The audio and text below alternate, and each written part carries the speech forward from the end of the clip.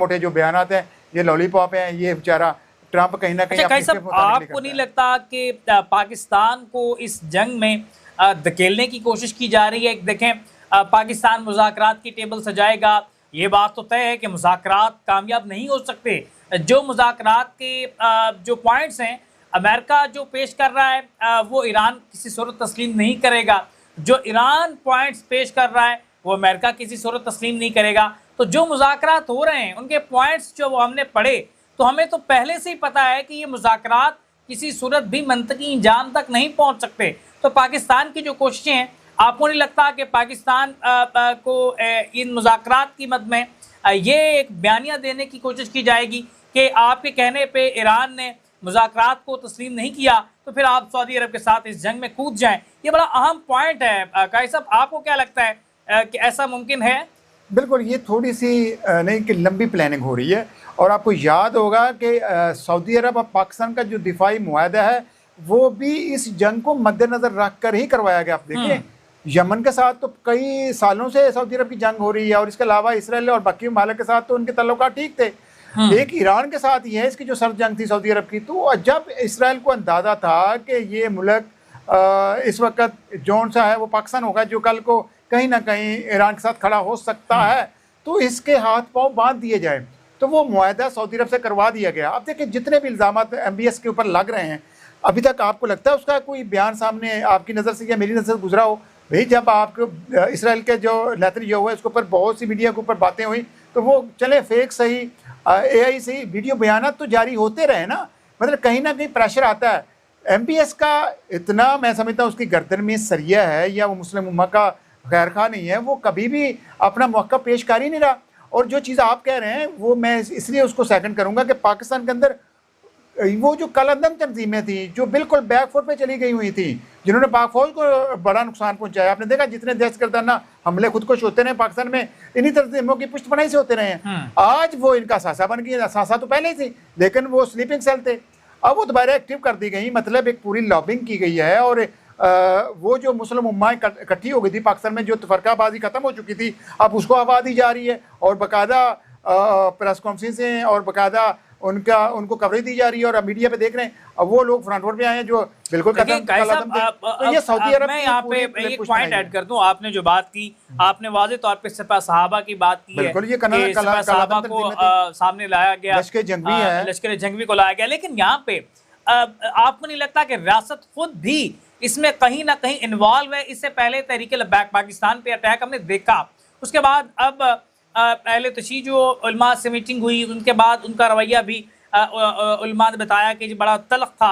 तो आपको नहीं लगता कि रियासत खुद ही बहुत सारी चीज़ों पे गैप छोड़ गई है और मुख्तलिफ पॉलिटिकल पार्टीज को, मुख्तलिफ मकतबा फ़िक्र के लोगों को खुद से दूर कर गई है? उसामा, एक चीज़ तो आप अपना ना ये सोच को बदलें। रियासत माँ होती है, ये जो चंद पाकिस्तान जैसी तो माँ नहीं होती। बात सुनो ना, आप बात डिटेल सुने। रियासत माँ होती है, रियासत हमेशा उसका नब्ज़ पे हाथ होता है। ये रियासत नहीं है। ये जो हुक्मरान बैठे हुए हैं ये हमारे हुक्मरान हैं ही नहीं, ये ना अवाम के मुंतखब नुमाइंदे हैं, ये फार्म 47 के मुंतखब लोग हैं और फार्म 47 के ही हुकूमत है, और इनको अवाम से कोई सरोकार नहीं, मुल्क से तो है नहीं। इसलिए इसको आप रियासत ना करेंगे। ये अपने आप को रियासत समझते हैं और ये समझते हैं जो फैसले हम करें वो आप उसको मानेंगे, मिनो न मानेंगे। ऐसा नहीं हो सकता।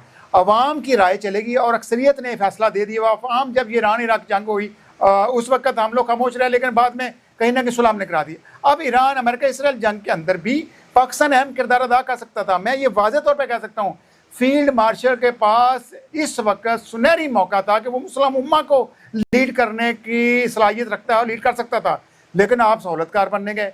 भाई, सऊदी अरब को आप लीड करें, ना कि MBS आपको डिक्टेट करे कि आप ये करें।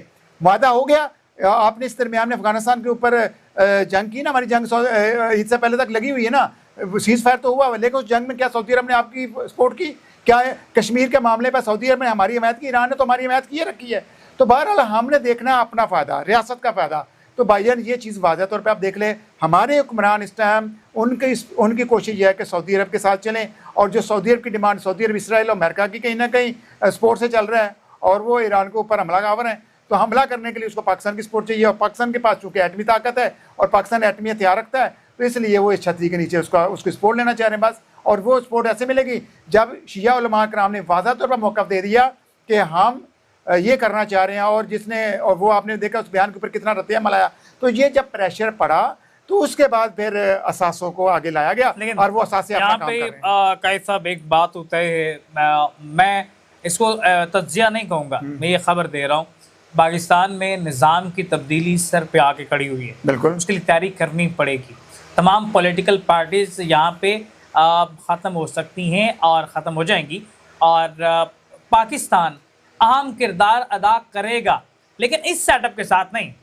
پاکستان کی ہاں یا نہ میں اقوام عالم کے فیصلے ہوں گے، لیکن اس سیٹ اپ کے ساتھ نہیں. اسامہ سیٹ اپ اور ہوگا، لوگ اور ہوں گے، لیکن پاکستان ایک اہم ترین رول ادا کرے گا. خراسان سے جو قافلے جائیں گے پاکستان اس میں موجود ہوگا. ہم اس سیریز پہ، اس پوائنٹ پہ آ کے کھڑے ہو رہے ہیں. جو لوگ یہ کہتے دکھائی دیتے ہیں کہ وقت بہت دور ہے، تو وہ ان مغل بادشاہوں کی طرح ہی امیجن کر کے بیٹھے ہوئے ہیں کہ ابھی فوجیں بہت دور ہیں. آپ کے سر پہ حالات آ کے کھڑے ہو گئے ہیں. اگر آپ اس کی تاریخی طور پہ احادیث کی روشنی میں اس کا مطالعہ کریں، جو حالات بن رہے ہیں، جو ایران اسرائیل جنگ ہے، یہ کوئی 2-4 ماہ، کوئی ایک آدھا ہفتہ کی گیم نہیں ہے. یہ بہت لمبی جنگ ہے. اس کا اختتام ورلڈ وار 3 تک جائے گا. وہی جنگ جس کے بارے میں احادیث میں ذکر کیا گیا. دو چیزیں نا، اسٹیبلشمنٹ نے کیا کیا. آپ نے بات کی کہ عوام، ملکوں کی عوام رہتی ہے، ان کے بچے آ جاتے ہیں، ان کی نسلیں آتی ہیں، حکمران نہیں رہتے، حکمران بدل جاتے ہیں. آپ دیکھیں جہیہ خان نے جو پاکستان کے ساتھ کیا، وہ آج تک ہماری قوم کا، آپ سمجھ لیں کہ وہ غدار ہی سمجھ جاتا، وہ کبھی ہیرو نہیں بنا. یہ حکمران بھی کہیں نہ کہیں ماضی کا قصہ بن جائیں گے، لیکن حکمرانوں کی جو پالیسیاں ہیں وہ نسلیں بھگتتی ہیں. یہ سنہری موقع تھا کہ پاکستان وہ فیصلے کرتا جس سے پوری مسلم امہ کو فائدہ پہنچتا ہے. دیکھیں ہم ایٹمی ٹیکنالوجی رکھتے ہیں، نہیں یہ ممکن نہیں ہے. تو اب میں وہی کہہ رہا ہوں نا، اب آگے سنیں نا. اب یہ حکمران جب بدلیں گے تو لامحالہ طور پر یہ نظام پورے کا پورا بدلے گا. کیونکہ آپ نے جو بات کی، پہلے آپ نے ایک فرقے کی بات کی، جتنی سیاسی جماعتیں ہیں پہلے ان لوگوں نے ان کو اپنے خلاف کیا، پھر اس کے بعد ایک ایک مذہبی جماعت، ایک ایک فرقے کو چن کر اپنے خلاف کیا. اب ایک ان کے پاس آخری اثاثہ رہ گیا. دیکھتے ہیں یہ کتنی دیر چلتے ہیں. اہل تشیع نے تو بالکل اپنے کنارہ کشی کر لی. اس سے پہلے ٹی ایل پی کا جتنا ورکر کارکنہ تھا اہل سنت کے، وہ پیچھے ہٹ گئے. تو اب عوامی حمایت تو بالکل ختم ہو چکی ہے. حکمرانوں نے عوام کی منگوں کے مطابق فیصلے کرنے. یہاں جو سنگل آدمی ہے یا ایک سنگل آدمی جو ہے وہ فیصلہ نہیں کر سکتا، نہ اس کا اختیار ہے. ون مین پارٹی نہیں ہے. پروگرام کے آخر میں اتنا کہہ دوں، میری بات بڑی ہو سکتی ہے، ناقابل یقین بھی آپ کے لیے ہو سکتی ہے، لیکن جو تاریخی طور پہ اسٹڈی کرنے کے بعد اور احادیث کی روشنی میں اور ساری چیزوں کو میں مد نظر رکھتے ہوئے بڑی تول کی یہ بات کر رہا ہوں کہ پاکستان میں مئی، جون، جولائی، یہ 3 ماہ، یہاں ان مہینوں میں وہ صالحین کی جماعت پاکستان میں سامنے آ جائے گی جو پاکستان کا نظام تبدیل کرنے کی طرف راستے ہموار کرے گی.